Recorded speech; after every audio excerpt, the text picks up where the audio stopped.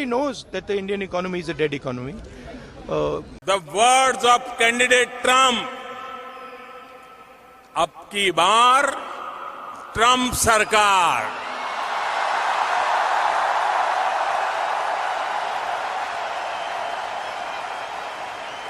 My friend, India's friend, the President of the United States of America, Mr. Donald Trump,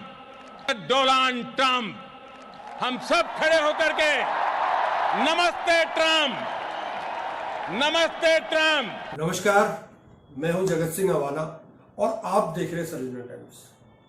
दोस्तों, एक खबर आज बहुत ज्यादा वायरल हो रही है और वो खबर है बागेश्वर धाम के बाबा की। एक प्रोफेसर है, प्रोफेसर रविकांत, उन्होंने आरोप लगाया है कि बाबा बागेश्वर महिलाओं की सप्लाई करता है या महिलाओं को बेचता है। ये उन्होंने आरोप लगाया, मैं इस आरोप की पुष्टि नहीं कर रहा हूं। मेरे पास ये खबर है, मैं इसलिए आपको बता रहा हूं। उसका आरोप है कि यहां से महिलाओं की तस्करी होती है। जब इसकी पड़ताल की गई तो एक रिपोर्ट निकलकर सामने आई है। वो रिपोर्ट आप देखिए। शास्त्री महिलाओं की तस्करी करते हैं, ये दावा किया है लखनऊ विश्वविद्यालय के हिंदी विभाग के एसोसिएट प्रोफेसर रविकांत ने। गुरुवार को एसोसिएट प्रोफेसर रविकांत ने सोशल मीडिया एक्स पर 2 पोस्ट लिखी। पहली पोस्ट में उन्होंने अमेरिका के भारत पर टैरिफ लगाने के ऐलान को लेकर सरकार को घेरा। वहीं दूसरी पोस्ट में आरोप लगाया कि धीरेन्द्र शास्त्री महिलाओं की तस्करी करते हैं। डॉक्टर रविकांत ने गुरुवार को दोपहर एक्स पर किए गए पोस्ट में लिखा, धीरेन्द्र शास्त्री धर्म की आड़ में महिला तस्करी कर रहे हैं। इसकी गहन जांच करवाकर दोषी पाए जाने पर धीरेन्द्र को फांसी होनी चाहिए। इस संबंध में डॉक्टर रविकांत का कहना है कि मैंने पोस्ट की है और जो मैंने कहा है मैं उस पर कायम हूँ। तो वहीं दूसरी पोस्ट में उन्होंने ट्रंप से मोदी सरकार के संबंधों पर भी निशाना साधा। लेकिन धीरेन्द्र शास्त्री पर दिया गया विवादित बयान इस समय हर तरफ चर्चा और विवाद का मुद्दा बन चुका है। ये लवकुश नगर थाना क्षेत्र में एक एम्बुलेंस पकड़ी गई थी। आरोप है कि 13 महिलाओं को जबरन ले जाने की कोशिश की गई। पुलिस ने एम्बुलेंस को पठा चौकी क्षेत्र में रोका और महिलाओं को थाने लाया।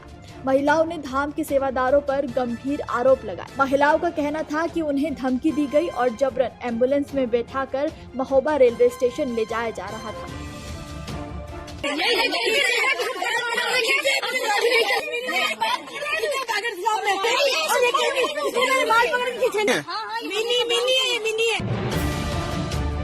दरअसल छतरपुर के लवकुश नगर थाना क्षेत्र में डायल 100 की टीम को एक एम्बुलेंस में 13 महिलाओं को ले जाने की सूचना मिली थी।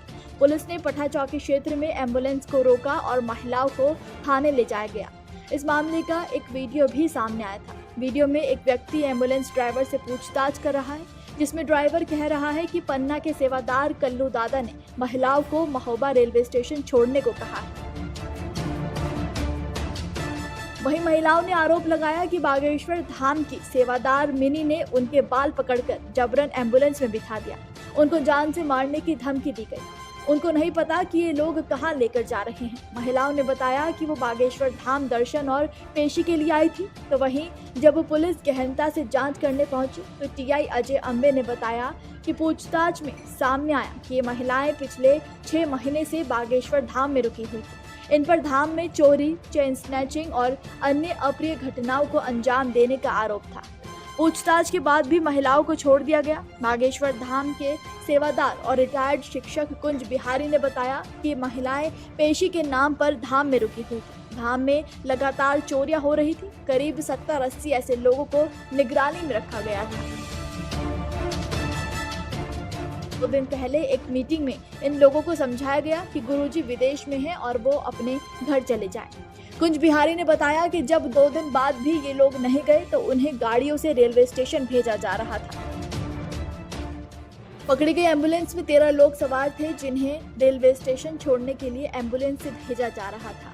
जानकारी के मुताबिक छतरपुर में बागेश्वर धाम से 54 लोगों को मंगलवार को उनके घर वापस भेज दिया गया। इन लोगों पर संदिग्ध गतिविधियों में शामिल होने और अपनी पहचान छुपाकर रहने के आरोप थे। इस मामले पर स्पष्टीकरण देते हुए बागेश्वर धाम ने बुधवार को एक प्रेस नोट भी जारी किया। इसमें कहा गया कि कई असामाजिक तत्व यहां आकर अवैध गतिविधियां संचालित कर रहे थे। ऐसे लोगों की संदेहात्मक गतिविधियों के कारण उन्हें हिदायत दी गई कि वो अपने घर चले जाएं। तो वहीं बागेश्वर धाम समिति ने आरोप लगाया कि बागेश्वर धाम में पिछले कई दिनों से ऐसे लोगों की गतिविधियां धाम की व्यवस्था खराब कर रही थी। उन्होंने बताया कि ऐसे लोगों के खिलाफ कई बार मौखिक शिकायतें मिली। इस पर बागेश्वर धाम चौकी और बागेश्वर जन सेवा समिति ने होटल संचालकों और होमस्टे संचालकों से जानकारी इकट्ठी की। जांच में सामने आया कि फूलमाला विक्रय सहित अन्य सामग्री बेचने वाली कुछ महिलाएं अपने परिवार और पहचान छुपाकर धाम में काफी समय से रह रही थी। पुलिस ने समिति के सदस्यों के साथ एक अवांछित व्यक्ति को समझाइश देकर धाम में अनावश्यक न रुकने की हिदायत दी। कुछ लोगों ने किराया ना होने का बहाना बनाया, लेकिन घर जाने की सहमति दी। ऐसे लोगों को किराया देकर धाम की गाड़ी से आसपास के बस स्टैंड और रेलवे स्टेशन तक पहुंचाया गया। बागेश्वर धाम ने अब हम आते हैं आज की मुख्य खबर पर। खबर यह है कि डोनाल्ड ट्रंप बार बार भारत का अपमान कर रहा है, भारत को नीचा दिखा रहा है, पाकिस्तान के बराबरी लाकर खड़ा करने का प्रयास कर रहा है और भारत के जो प्रधानमंत्री हैं, भारत के जो गृह मंत्री हैं, भारत के जो रक्षा मंत्री हैं, डोनाल्ड ट्रंप का नाम भी नहीं लेते। अब नया पंगा डोनाल्ड ट्रंप ने कर दिया है कि जी India is the dead economy. उसने कहा है कि भारत की इकोनॉमी मर चुकी है। जब यह बात ट्रंप कहता है तो कोई कुछ नहीं बोलता, परंतु यही बात जब राहुल गांधी बोलते हैं तो संबित पात्रा उन्हें देशद्रोही बोलता है। Economy is a dead economy. Trump is saying Indian economy is a dead economy. Yes, he's right. I mean, everybody knows this, except the Prime Minister and the Finance Minister. Everybody knows that the Indian economy is a dead economy. I'm glad that President Trump has stated a fact. What more do you, why are you asking this question? लेकिन 25% tariff लगाया plus penalty भी लगा दी है। It is a dead economy. Are you people not aware of this? आपको ये मालूम नहीं है कि इंडियन इकोनॉमी डेड इकोनॉमी है? कोई कंफ्यूजन है आप में? पूरी दुनिया जानती है कि Indian economy is a dead economy और बीजेपी ने इकोनॉमी को खत्म कर दिया है। क्यों खत्म किया है? अदानी जी की मदद करने के लिए खत्म किए। तो आप लोग हैरान क्यों लग रहे हो? देखिए, आप एक चीज देखिए, फॉरेन मिनिस्टर भाषण करते हैं, we have a genius foreign policy, ठीक है। एक तरफ अमेरिका आपको गाली दे रहा है, दूसरी तरफ चाइना आपके पीछे पड़ा हुआ है, तीसरी तरफ जब आप पूरी दुनिया में डेलीगेशन भेजते हैं तो पाकिस्तान को एक भी देश कंडेम नहीं करता है। कैसे चलाने हैं देश को? ये लोग चलाना ही नहीं आता है। टोटल कंफ्यूजन है। ट्रंप का एक बार भी नाम नहीं लिया उन्होंने। ट्रंप का नहीं लिया, चाइना का नाम नहीं लिया, ये नहीं बोला कि किसी भी देश ने पाकिस्तान को कंडेम नहीं किया। पाकिस्तान के जो मिलिट्री जो चीफ हैं, जिन्होंने मतलब ये पहलगाम का काम करवाया है, उसके साथ मतलब ट्रंप लंच खा रहा है और ये कह रहे हैं कि बड़ी सक्सेस हुई हमारी। मतलब कौन सी सक्सेस हुई है? सर, हमारे एमएसएमईज को, स्मॉल सेक्टर्स को झटका नहीं लगेगा इससे जो टैरिफ लगा रहा है, और अमेरिका हमें वहाँ से डिक्टेट कर रहा है कि हम टैरिफ लगाएंगे, पेनल्टी लगाएंगे, इसकी हमारे एमएसएमईज पे हमारे रोजगार। आप सोचिए ना, आप एक बड़ा सवाल समझिए जो मेन सवाल है। ट्रंप ने 30-32 बार बोला है कि मैंने सीज फायर किया है, राइट। ट्रंप ने यह भी बोला है कि 5 जहाज हिंदुस्तान के गिरे हैं। ट्रंप अब बोल रहा है कि मैं 25% टैरिफ लगाऊंगा। आपने अपने आप से ये सवाल पूछा कि नरेंद्र मोदी जी जवाब क्यों नहीं दे पा रहे? पूछा है क्यों? एक्चुअल रीजन क्या है? क्या लगता है आपको? कंट्रोल किसके हाथ में है? बात समझिए। मैं संबित पात्रा से पूछना चाहता हूं, क्या आपके अंदर हिम्मत है कि आप ट्रंप को कुछ बोल सके? क्या आपके अंदर, आपके प्रधानमंत्री के अंदर हिम्मत है कि वो ट्रंप का नाम ले सके? क्या गृह मंत्री के अंदर हिम्मत है कि वो ट्रंप का नाम ले सके? वो नाम नहीं लेंगे, क्योंकि आपसे इस देश में कोई सवाल करने वाला नहीं है। जो सवाल करने वाले हैं वो क्या बोल रहे हैं, वो क्या क्या आपके लिए कर रहे हैं। गोदी मीडिया है जो जब ट्रंप जीते थे तो एक पापा की परी बता रही थी कि जब ये दोनों मिलते हैं ट्रंप और मोदी तो बिजलियां कड़कती हैं, हलचल हो जाती है। मतलब आप ये कह सकते हैं बिजली कड़कती है जब दोनों एक साथ मंच पर रहते हैं, क्योंकि देखिए पीएम भी मुखर होकर दोस्ती का बखान करते हैं डोनाल्ड ट्रंप के साथ। मेरे दोस्त डोनाल्ड, उन्होंने कहा। वहीं दूसरी तरफ भी अगर आप देखिए तो डोनाल्ड ट्रंप दोस्त कहते हैं, एक मैग्निफिसेंट फ्रेंड उन्होंने कई बार कहा है। तो दोनों देश एक दूसरे का इतना सम्मान करते हैं। और ये तिहाड़ी चौधरी बोलता था कि डोनाल्ड ट्रंप और जो मोदी है वो ऐसी दोस्त है कि इनकी दोस्ती बहुत अच्छा रंग और बहुत अच्छा पूरे वर्ल्ड में सिक्का जमाएगी। कि पूरी दुनिया में चर्चा हो रही है और आपने भी देखा होगा कि जब दोस्ती की बात आती है तो दोस्ती में बॉडी लैंग्वेज बहुत ज़रूरी होती है और बॉडी लैंग्वेज देखकर पता चलता है कि दो लोगों के बीच कैसी केमिस्ट्री है। आज व्हाइट हाउस में राष्ट्रपति डोनाल्ड ट्रंप और प्रधानमंत्री मोदी के बीच इस साल की अब तक की सबसे बड़ी मुलाकात हुई। 78 वर्ष के राष्ट्रपति ट्रंप ने अपने से 4 साल छोटे 74 वर्ष के प्रधानमंत्री मोदी का ऐसा स्वागत किया कि पूरी दुनिया देखकर हैरान हो गई। इस मुलाकात में दुनिया ने दोस्ती की वो केमिस्ट्री देखी जिसमें सम्मान भी था, भरोसा भी था, अपनापन भी था और सहजता भी थी। एक मोहतरमा और है, ये भी गोदी मीडिया की हैं, ये बोल रही थी कि इन दोनों की दोस्ती की मिसाल पूरा संसार देगा और ये दोस्ती चीन पर काबू करेगी, चीन को ये नाको चने चबवा देगी।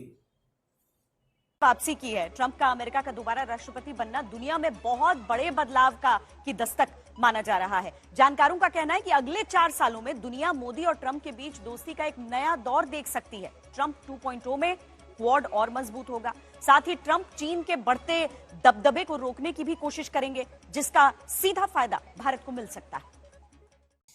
और ये है टॉनिक गर्ल। ये टॉनिक आप कौन सा लेते हैं? आपने सुना होगा इनका, टॉनिक वाली है ये मैम साहब। ये कहती हैं कि ट्वीट किया इन्होंने कि सीधा कहो ना झूठ है, झूठ बोल दिया। और एक ट्वीट किया है कि जिसमें भगवा पहन रखा ट्रंप ने। ये इस तरह की ट्वीट करती हैं। और टॉनिक गर्ल राहुल गांधी को कहती हैं कि राहुल गांधी झूठ बोलते हैं। इनकी दोस्ती की मिसाल देती हैं। लिया, फिर दोनों नेताओं ने गर्मजोशी से हाथ मिलाया, तस्वीरें खिंचवाई। डोनाल्ड ट्रंप ने खुद से पीएम मोदी के लिए कुर्सी खींची कि उन्हें आसानी हो सके। पीएम मोदी से दोस्ती की पुरानी यादों को समेटे हुए किताब गिफ्ट की। व्हाइट हाउस में 4 घंटे तक ट्रंप पीएम मोदी के होस्ट बने रहे। पहले दोनों नेताओं ने 1-to-1 मुलाकात की, फिर डेलीगेशन लेवल पे बातचीत की और व्हाइट हाउस में पीएम मोदी के लिए डिनर रखा गया 16। मतलब मोदी और ट्रंप की दोस्ती का फिर से वही दौर दिखा जो पहले टर्म में दिखता था। यही बात भारत में इंडी गठबंधन को परेशान कर रही है। इसलिए जहां एक तरफ व्हाइट हाउस में घंटों बिताकर पीएम मोदी ट्रंप के साथ बड़ी बड़ी डील क्रैक कर रहे थे, जिनके बारे में मैं आपको आगे बताऊंगा। पीएम मोदी और ट्रंप के बीच गजब की केमिस्ट्री है और यह आज से नहीं, 2017 से पीएम मोदी और ट्रंप की पहली मुलाकात के वक्त से। क्या कहा उनके एप्पल ने, क्या कहा कि देश में जो जहां पर हमने जैसी व्यवस्था रखी है वैसी की वैसी रहेगी। तो ट्रंप को कोई ना सुन रहा, आपको सुन रहे हैं हम यहाँ पर कि ट्रंप को दुनिया सुन रही। कौन सुन रहा है भैया? यही ईरान से व्यापार करने वाली भारत की 6 कंपनियों पर अमेरिका ने बैन लगा दिया। यह अमेरिका की गुंडागर्दी है। इस पर जो कंपनी के वो है डायरेक्टर, वो भी कुछ नहीं बोल रहे और हमारा देश के प्रधानमंत्री, विदेश मंत्री कुछ नहीं बोल रहे। परंतु ईरान ने इस पर ऑब्जेक्शन उठाया। और शिपिंग नेटवर्क को निशाना बनाते हुए 6 भारतीय कंपनियों समेत कुल 20 संस्थाओं पर नए प्रतिबंधों का ऐलान किया है। अमेरिकी विदेश विभाग ने कहा, ईरान का शासन मध्य पूर्व में लड़ाई को बढ़ावा देता है और वो उससे मिली कमाई का इस्तेमाल अस्थिर करने वाली गतिविधियों के लिए करता है। इसी वजह से अमेरिका ईरान के तेल उत्पाद और पेट्रोकेमिकल कारोबार से जुड़ी 20 कंपनियों पर प्रतिबंध लगा रहा है और 10 जहाजों को ब्लॉक की गई संपत्ति मान रहा है। ये नए प्रतिबंध ऐसे समय सामने आए हैं जब अमेरिकी राष्ट्रपति डोनाल्ड ट्रंप ने भारत से आयात होने वाले सामान पर 25% टैरिफ लगाने की घोषणा की है। ईरान ने इन प्रतिबंधों को भेदभावपूर्ण बताते हुए कहा है कि यह अंतर्राष्ट्रीय कानून और राष्ट्रीय संप्रभुता के सिद्धांतों का उल्लंघन है और आर्थिक साम्राज्यवाद का एक नया रूप है। खबर यह भी है कि भारत की तेल कंपनियों ने रूस से तेल लेना बंद कर दिया है। रूस से हमें 30% डिस्काउंट पर तेल मिलता था। अब उन कंपनियों का कहना है जी डिस्काउंट नहीं मिल रहा इसलिए हमने बंद कर दिया। ये किससे तेल लेंगे? क्या जो एक्स्ट्रा जो टैरिफ बढ़ाया है और जो पेनल्टी यानी जो सजा दी गई है भारत को, ये संसार के इतिहास में पहला देश ऐसा भारत है जिसको सजा दी गई है आर्थिक ट्रंप द्वारा। क्या अब ये तेल कंपनियां, सरकारी तेल कंपनियां इनसे तेल खरीदेंगी? सरकारी तेल कंपनियों ने हाल ही में रूस से कच्चे तेल की खरीद को रोक दिया है या फिलहाल के लिए बंद कर दिया है। इसकी 2 बड़ी वजह हैं। एक तो अब रूसी तेल पर पहले जैसा भारी डिस्काउंट नहीं मिल रहा है और दूसरी वजह है बढ़ता अंतर्राष्ट्रीय दबाव, खासकर अमेरिका की तरफ से। जुलाई 2025 के अंत में अमेरिकी राष्ट्रपति डोनाल्ड ट्रंप ने भारत के सामानों पर 25% टैरिफ लगाने का ऐलान कर दिया और साफ चेतावनी दी कि अगर भारत ने रूस से तेल और रक्षा उपकरण खरीदना जारी रखा तो और भी कड़े आर्थिक प्रतिबंध लगाए जा सकते हैं। ट्रंप ने यह भी कहा कि अगर भारत जैसे देश रूस से खरीदारी कम नहीं करते तो सेकेंडरी टैरिफ यानी अप्रत्यक्ष सजाएं 100% तक बढ़ाई जा सकती हैं। और भारत की कमजोर होती स्थिति पर कांग्रेस की प्रतिक्रिया आई है। पार्टी के प्रवक्ता पवन खेरा कहते हैं, सरेंडर मोदी अमेरिका के कहने पर मित्र देश रूस से तेल खरीदना बंद कर रहा है, जबकि खुद अमेरिका भारत के दुश्मन देश पाकिस्तान के साथ तेल समझौता कर चुका है। भारत पर तो अब भी 25% टैरिफ और अघोषित पेनल्टी लगाई गई है, लेकिन पाकिस्तान पर केवल 19% टैरिफ लगाया गया है। रूस जो हमारा पारंपरिक सहयोगी था, अब भारत से निराश होकर पाकिस्तान के साथ एक बड़ा रेल मार्ग बना रहा है। अब खुद अंदाजा लगाइए, मोदी के कारण अच्छे दिन कहां आए, भारत में या पाकिस्तान में? बाकी समझदार के लिए इशारा ही काफी है और बेवकूफ के लिए नजारा भी काफी नहीं है। मैं उसका पहले कह चुका हूं, India is a dead economy, परंतु आज मैं आपसे भी कुछ बात करना चाहता हूं। मैं आपसे ये पूछना चाहता हूं कि क्या आप कभी इन बातों पर, हिंदू मुसलमान की डिबेट, हिंदू कल वो मालेगांव का वो आया तो उसके अंदर जो 25% टैरिफ था उसको छुपा दिया गया, नई खबर प्लांट कर दी गई। सारे चैनलों ने उन खबरों को दिखाया कि जी वो मालेगांव में सभी निर्दोष ठहरा दिए गए। अच्छी बात है, किसी भी दोषी को सजा नहीं मिलनी चाहिए, परंतु मैं आज आपसे पूछता हूं, क्या ये देश का नुकसान नहीं है? अगर 25% टैरिफ बढ़ता है, जो चीज हमारे यहाँ पहले 100 रुपए की 1% टैक्स पे आती थी, 101 रुपए की आती थी 100 रुपए वाली चीज, अब वो 125 में आएगी, क्या वो आपको नुकसान नहीं पहुंचाएगी? क्या आपके ऊपर इसका बर्डन नहीं आएगा? क्या आपके बच्चों के ऊपर इसका बर्डन नहीं आएगा? क्या आपकी सेविंग्स के ऊपर बर्डन नहीं आएगा? परंतु आप है कि अफीम चाट कर बैठे हुए हैं, अफीम चाट रखी है आपने धर्म की, आप हिंदू मुसलमान में अटके हुए।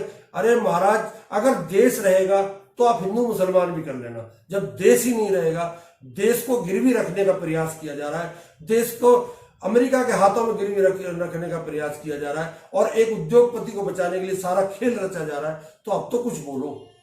नहीं बोलोगे तो आने वाली पीढ़ियां आपसे सवाल जरूर करेंगी कि जब वक्त था तो आप डरपोक निकले, जिस तरह देश के प्रधानमंत्री डोनाल्ड ट्रंप से डरकर चुप बैठे हुए हैं। और जब यही बात राहुल गांधी बोलते हैं कि आप बोलिए कि टैरिफ के ट्रम्प तुम झूठ बोल रहे हो, तुम झूठे हो। इस पर has said 29 times 29 times he said 29 बार उन्होंने बोला कि भैया मैंने सीज फायर करवाया। अच्छा, अगर वो झूठ बोल रहे हैं तो अपने भाषण में यहां प्रधानमंत्री कह दें कि वो झूठ बोल रहे हैं। यहां पे अगर दम है तो यहां पे प्रधानमंत्री बोल दे कि ट्रंप झूठ बोल रहे हैं। If he has the courage, if he has the courage of Indira Gandhi, let him say here